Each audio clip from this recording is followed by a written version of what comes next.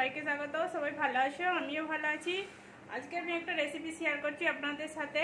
ডিমের মশলা আর পরোটা বানাবো আমি, সেটা আপনারা পুরোটা দেখবেন ভিডিওটা প্রথম থেকে শেষ অবধি। আর কেমন করে আমি আন্ডা মশলা বানাচ্ছি আর কি কি দিচ্ছি না দিচ্ছি সেটাও আপনাদের সঙ্গে শেয়ার করছি। আপনারা দেখুন আমি কি কি দিচ্ছি।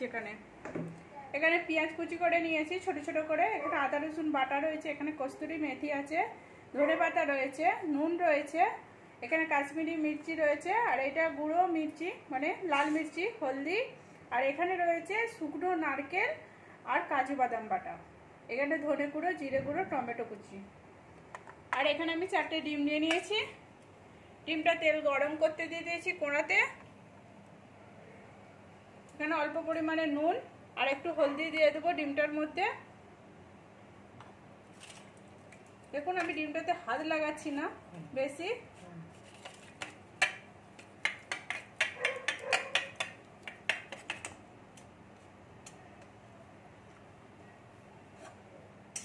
তেলটা একটু ভালো করে গরম করতে হবে, নাহলে ডিমটা বসে যেতে পারে নিচেতে। আমি এই জন্য তেলটা গরম করছি একটু ভালো করে। ডিমগুলো দিয়ে দিচ্ছি।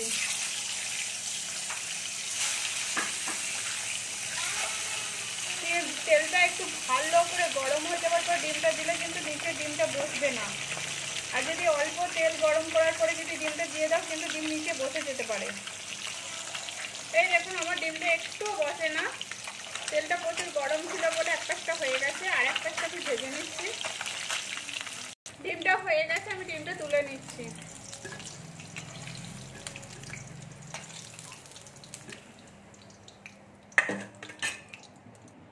তেল গরম হয়ে গেছে, আমি সির্ফ গোটা জিরে দিয়ে দিচ্ছি কিছু পরিমাণে। পেঁয়াজ কুচিগুলো দিয়ে দিচ্ছি। পেঁয়াজগুলো একটু লাল লাল করে আমি ভাজতে দেবো।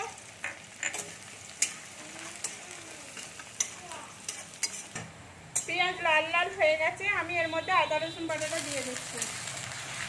আদা রসুন বাটাটা একটুখানি ভেজে নিচ্ছি হালকা করে।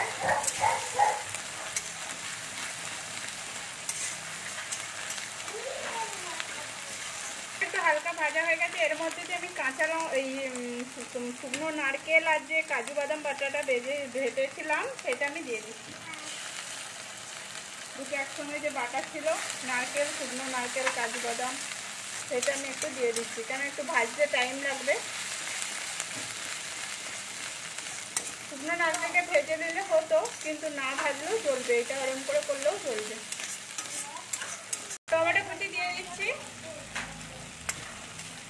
টমেটো কুচি দিয়ে এবারে হলদি গুঁড়ো দেবো আমি একটু, আধা চামচের মতো আমি হলদি গুঁড়ো দিচ্ছি। 1.5 চামচ আমি লঙ্কা গুঁড়ো দিচ্ছি। স্বাদ অনুযায়ী নুন দেব।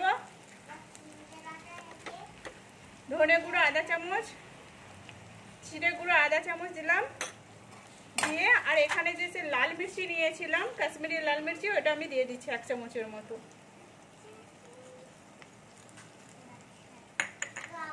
দিয়ে আমি একটু জল দিয়ে দিচ্ছি, দিয়ে মশলাটা ভালো করে আমি কষে নেব।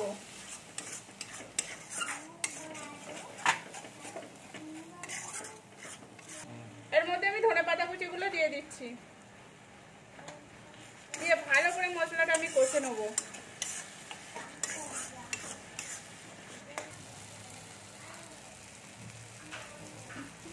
দেখুন আমার মশলা থেকে জলটা পুরো কমে গেছে, পুরো তেল বেরাচ্ছে। আমি এর মধ্যে জল দিয়ে দেবো, আমার যেরকম পরিমাণে আমি সেরকম দেবো। এটাতে গরম জলও দিলে চলবে। দেখুন আর একটু জল দিচ্ছি, আপনারা পরিমাণ মতো জল দেবেন, আপনাদের যেরকম গ্রেভি লাগবে সেরকম হিসাবে। আর এটা গরম জল দিলেও হবে, কোনো অসুবিধা নেই। দেখুন আমার মশলাটা কীরকম ফুটছে, আমি এর মধ্যে ডিমগুলো দিয়ে দিচ্ছি। তেল আলাদা হয়ে গেছে, জলটাও আলাদা গেছে, মশলাটা কি সুন্দর ফুটছে। এর মধ্যে আমি ডিমগুলো দিয়ে দিচ্ছি।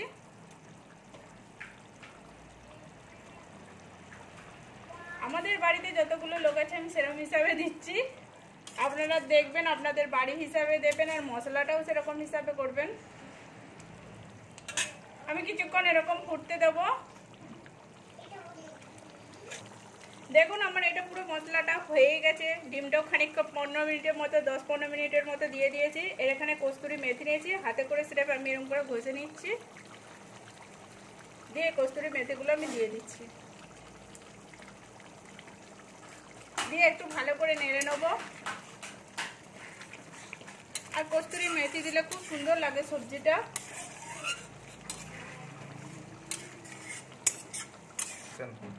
দেখুন আমার পুরো ডিমের মশলা ডিমটা হয়ে গেছে, আমি এবার নামিয়ে নিচ্ছি।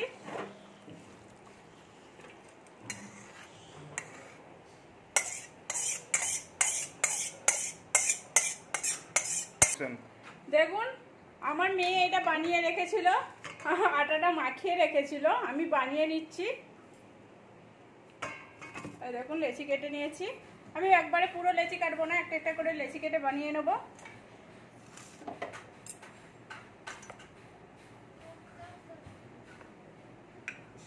একটু হালকা তেল দিচ্ছি। দেখুন আমি তেল দিয়ে বেলছি না, আমি আটা দিয়ে বেলে নিচ্ছি। আটা দিয়ে বেললে ভালো করে হবে। এরকম ঘুরে ঘুরে বেলছি, আর এরকম ঘুরিয়ে ঘুরিয়ে বেললে পুরো সব চারদিকটা সমান হবে। দেখুন আমি তাওয়াতে দিয়ে দিয়েছি, হতে দেবো পরোটাটা। আমার একদিকটা হয়ে গেছে, আমি আরেক দিকটা উল্টে নিচ্ছি। রুটিটা কাপড় দিয়ে আস্তে আস্তে চিপলে ফুলে যাবে। দেখুন এক পাশটা দিকে ফুলছে কেমন, এই দেখুন। রুটিটা মানে পরোটাটা যত পাতলা বেলবেন তত ফুলবে না। এই দেখুন ফুলছে কেমন আস্তে আস্তে, মাঝখান থেকে ফুলছে।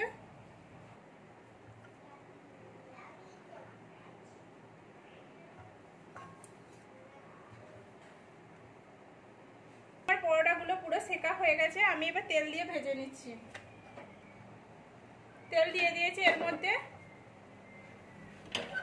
তেলটা হালকা একটু গরম হতে দিই।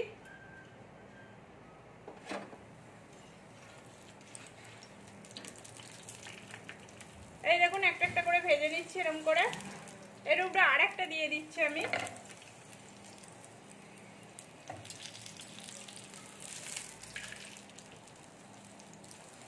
এরকম করে পরপর অনেকগুলো দিলে তেলটা যতটা দিয়েছি আমি পুরো টেনে নেবে, ভাজাটাও খুব সুন্দর হবে। এই দেখুন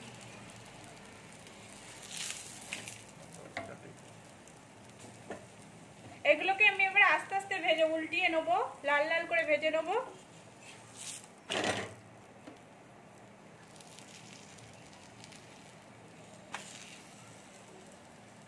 লাল লাল করে আমি আবার এই পিঠটা হয়ে গেছে, লাল হয়ে গেছে, আমি এই দেখুন আবার উল্টিয়ে নিচ্ছি। এটা আরেকবার উল্টিয়ে দেবো। এই দেখুন এটাও আরেকটা পেছন দিকটা হয়ে গেছে, উপর দিকটাও হয়ে গেছে, আমি এটা তুলে নিচ্ছি। এরকম করে করে ভাজতে হবে, ভাজলে খুব সুন্দর লাগবে খেতে, একটু তেলটাও কম লাগবে। এই দেখুন এটাও হয়ে গেছে, এটাও তুলে নিচ্ছি আমি।